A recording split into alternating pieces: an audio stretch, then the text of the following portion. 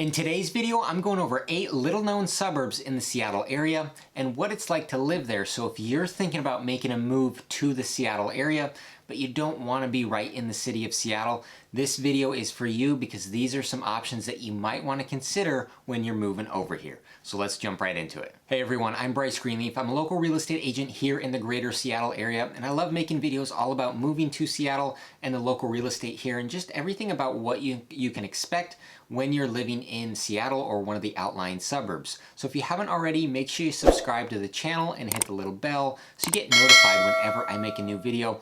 I love helping you guys out and answering questions about moving over here and helping out with your real estate needs if you plan to buy a home over here. So if you've got any questions, feel free to reach out to me. My info is here on the screen. You can call or text me anytime, or you can shoot me an email as well, and I'd be more than happy to answer any of the questions that you have. But like I said on today's video, I'm gonna go over 8 suburbs that you probably haven't heard of before when researching the Seattle area, but you might wanna look into as possible options for you. All right, so suburb number 1 is Maple Valley. So Maple Valley is about 26 miles southeast of Seattle. Without traffic, this is about a 30-minute commute. So for each of these suburbs, I'm gonna give you commute times because if you're trying to go into the city of Seattle for work, you're really gonna have to consider if the commute times to these suburbs are something that's realistic for you. So from Maple Valley to Seattle, it's about 30-minute commute without any traffic. So if you're going, rush hour times, heavy traffic times, you should expect about 45 minutes to an hour,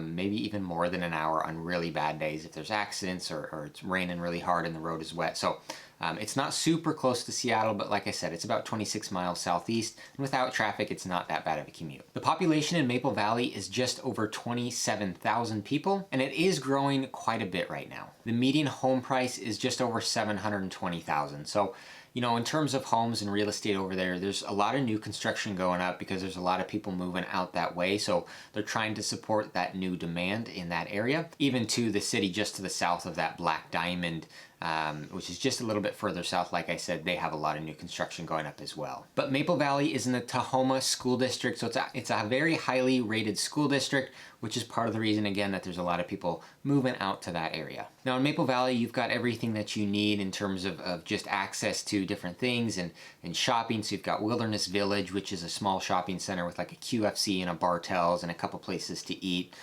Going further south down the road, you'll run into Lake Wilderness Park. So this is a very popular spot when it's nice out. It's a big park right on a lake, Lake Wilderness. There's a boat launch there as well. There's a lodge too. So that lodge can be rented out for weddings and different kinds of events. It's a very beautiful scenery, but there's also a golf course there, place for kids to play. There's just a lot to do. You can have a picnic there, a ton of grassy field space if you want to, throw a frisbee or something or kick a soccer ball.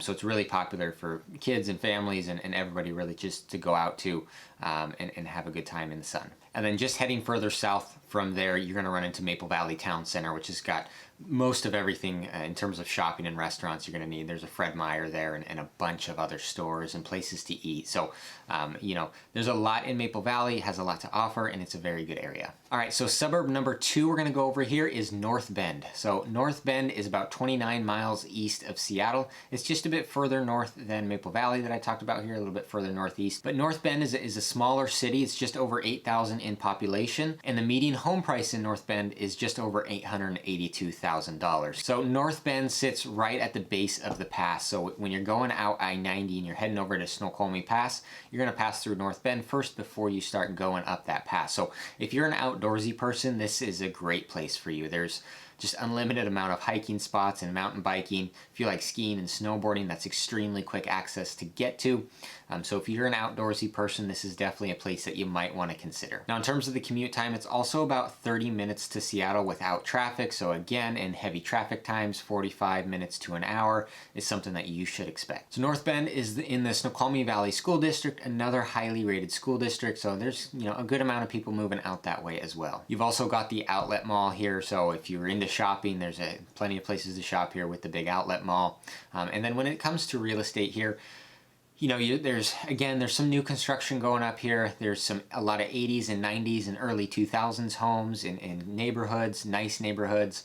And then you'll find a lot of, older homes as well on acreage. So there's a wide variety out here of what you're going to find. If you're looking for something kind of more out in the woods with acreage, you can find that. If you're looking for something with a really tight community feel with all your neighbors right around you, living on a cul-de-sac, other kids in the area, whatnot, this is also somewhere where you can find that. So it's got a wide range of what you're going to be able to find here. All right, so city number 3, we're going to head a little bit further north and we're going to go to Falls City. So Falls City is just about 25 miles east of Seattle. And again, with no traffic, this is going to be about a 30-minute commute. So with heavy rush hour times, you're going to expect 45 to an hour to get from Seattle to Falls City and vice versa. So Falls City is a very, very small area, by far the smallest on my list. You're just over 2,400 in population, so this has a very small town feel.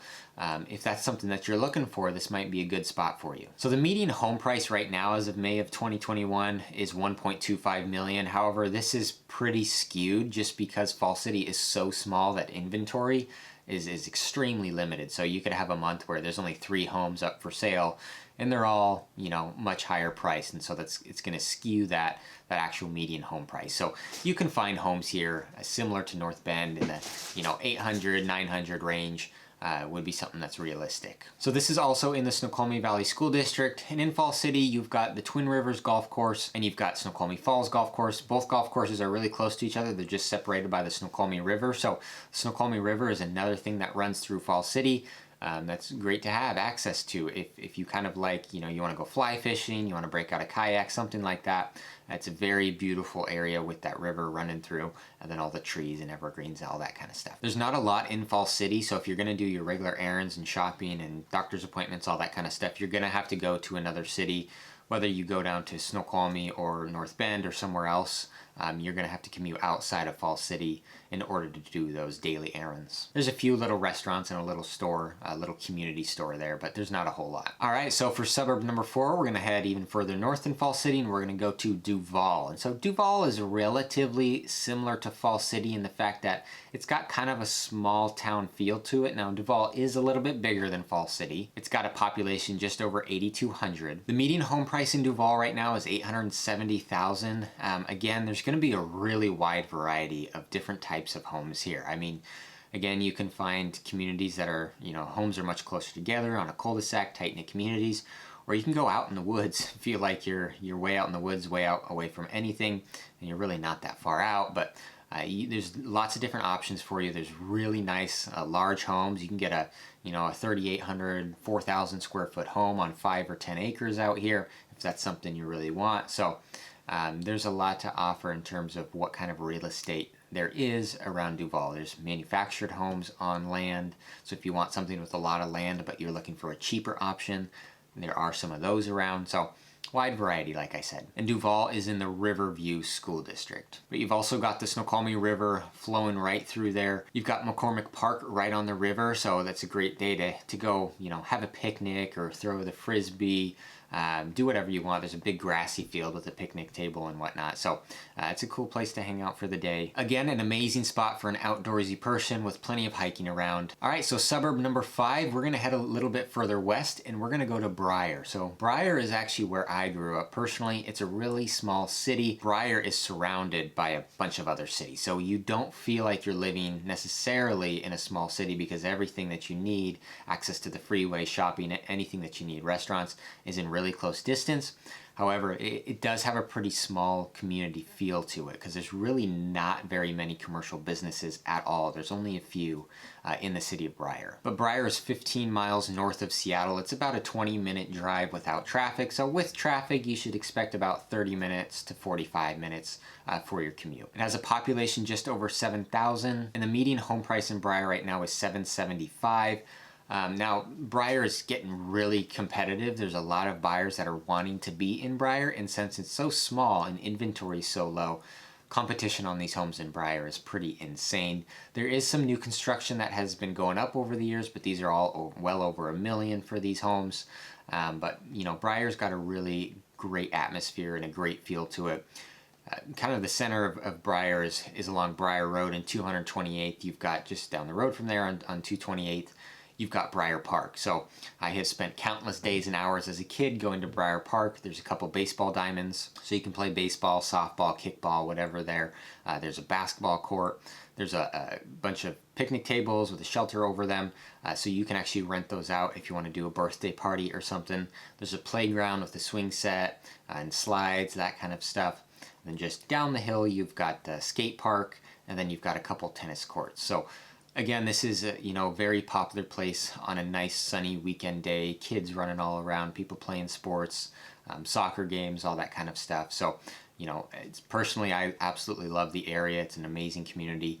But like I said, home prices are about $775 right now and very, very quickly rising. And BRIER is in Edmonds School District. So you've got BRIER Elementary, BRIER Terrace Middle School, and then the high school is in Mountlake Terrace High School. So these are the 3 schools that I went to. But like I said, you're right next to Mountlake Terrace. So if you need to shoot over to the QFC, you can do that. Or you're right next to Linwood. So if you want to go to the Safeway or Fred Meyer, it's quick to get to. So you're in easy access to everything. All right, so city number 6 I'm gonna go over here is Lake Forest Park. So Lake Forest Park is just to the south of BRIER, so very close. It's 14 miles north of Seattle. Again, about a 20-minute commute, a little less than 20 minutes without traffic, so 30 to 45 likely in heavier traffic times. Lake Forest Park has a population just over 13,000, and the median home price in Lake Forest Park is $950,000. So it's getting pretty expensive for sure.